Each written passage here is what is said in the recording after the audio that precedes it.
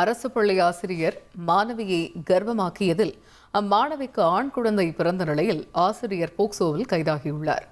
கடலூர் மாவட்டம் காட்டுமன்னார் கோவில் அடுத்த மாமங்கலம் அரசு மேல்நிலைப் பள்ளியில் வேதியியல் ஆசிரியராக உள்ள மலர் செல்வத்திற்கு திருமணமாகி குழந்தைகள் உள்ள நிலையில் இவர் கடந்த கல்வியாண்டில் பயின்ற 12ஆம் வகுப்பு மாணவிக்கு பாலியல் தொல்லை கொடுத்துள்ளார். அந்த மாணவி இப்பொழுது சென்னையில் உள்ள கல்லூரியில் 1ஆம் ஆண்டு பயின்று வரும் நிலையில் கடந்த 15ஆம் தேதி வயிற்று வலி காரணமாக சென்னையில் உள்ள கீழ்ப்பாக்கம் அரசு மருத்துவமனைக்கு சென்றுள்ளார். அப்பொழுது அவருக்கு ஆண் குழந்தை பிறந்தது. இதனையடுத்து மாணவியின் உறவினர்கள் அளித்த புகாரின் பேரில் இன்று பள்ளியில் வகுப்பு எடுத்துக் கொண்டிருந்த ஆசிரியர் மலர் செல்வத்தை போலீசார் கைது செய்தனர்.